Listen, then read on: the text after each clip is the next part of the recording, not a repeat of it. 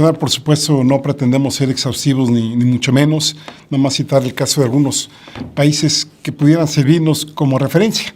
Vamos a empezar con Francia, ya que habíamos dicho que si alguien debía estar más o menos tranquilo en cuanto a su posición política, no así la posición del país, es el presidente Macron, que pues ya sabemos que ahí enfrentaba el movimiento de los chalecos amarillos y ahora pues está esa parte, digamos, en stand-by, como se diría, ¿no?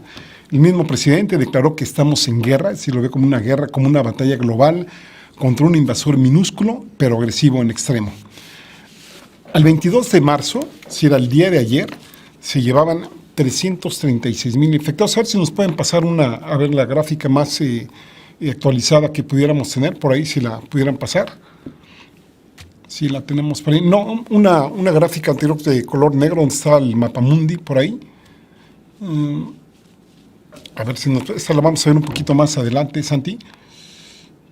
Una anterior, si la tuviéramos, por favor, ¿no? Es una rojo con negro. Bueno, ahorita esta es precisamente la que estaba yo pidiendo.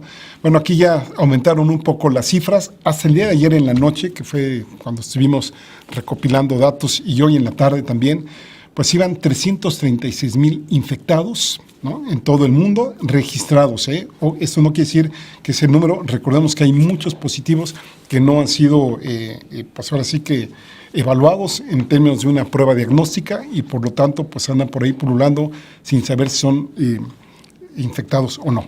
Bueno, el número de muertos hasta ayer era 14,641, ya vimos que aumentó a 16,497. La tasa de letalidad de los muertos con los registrados más o menos se mantiene por ahí del 4.3, 4.2%, va variando un poquito. Y hasta ayer, o hasta hoy más bien dicho en la tarde, iban 98,333 enfermos que ya se habían aliviado. De los países más afectados, pues ya sabemos que está Italia, llevaba 59,138 infectados y 5,476 fallecidos, con 9.3% pues, de letalidad, ¿no? Vean esta gráfica, ¿no? Aquí ven ustedes ahí la región, los infectados. Este es un corte. La semana pasada les presenté la misma gráfica que les acabamos de pasar, es la que volvemos a presentar hoy, pero actualizada. Y aquí déjenme tomar estos dos puntos de corte, porque fue el análisis que hicimos. Están los infectados entre el 16 y el 22 de marzo, fallecidos entre el 16 y el 22 de marzo, y el promedio de muertes por día, y verán ustedes que ahí ponemos 6 y 7. ¿Por qué 6 y 7? Porque si no contamos el 22, serían 6 días, y si sí contamos el 22, serían 7 días.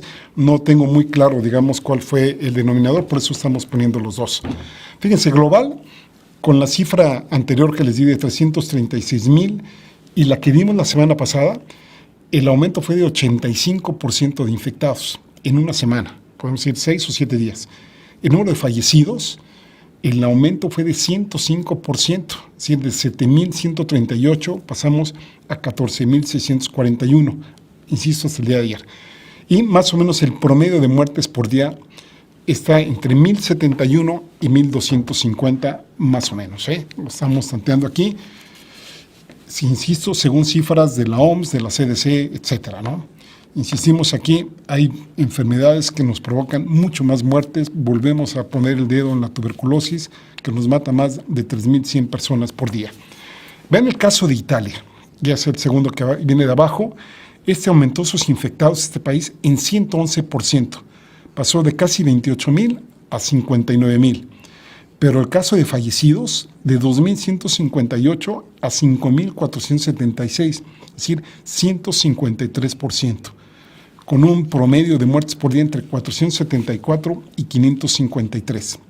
España, sus infectados aumentaron en una semana 189% y la cantidad de sus fallecidos 418%. Aquí fue brutal el aumento, de 342 a 1,772. China, aquí no todo China, solo la región de Hubei, que es donde pues, está el inicio de esta infección. Fíjense ustedes aquí cómo se da el aumento de infectados, apenas del 0.5%, prácticamente se mantuvo estable, de 81,038 casos a 81,435, y el número de fallecidos pasó de 3,111 a 3,153, es decir, 1.35%. Reino Unido, no pude conseguir el dato de la semana pasada en cuanto a fallecidos, sí el de infectados, que aumentó el 270%.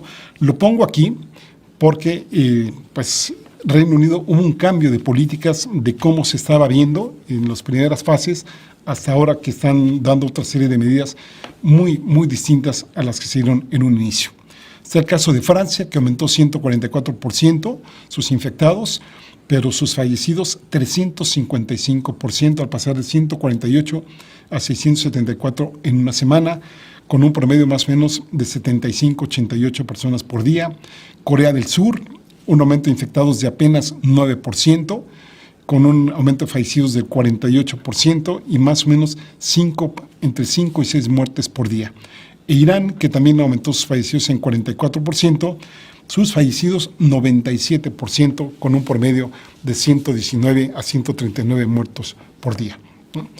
Pues vean, estas cifras son súper interesantes porque nos permite ver que no podemos medir en todos en una tábula rasa, sino que hay que ver todas las matices que se pudieran tener ahí. Por eso insistimos, yo no me aviento a decir o explicar qué está sucediendo en Italia ni en España, porque tendría que ver qué se está sucediendo ahí a mayor detalle. Ya sabemos que en el caso de China, por ejemplo, se habla de una nueva vacuna, se habla de experimentaciones avanzadas en ese mismo país, en Alemania y en Estados Unidos, pero sabemos que de acuerdo a la experiencia que se tiene con otras epidemias y pandemias, pues podríamos estar hablando de meses para que se pueda lanzar de manera masiva una nueva vacuna, si es que ya lo hubiera en este momento.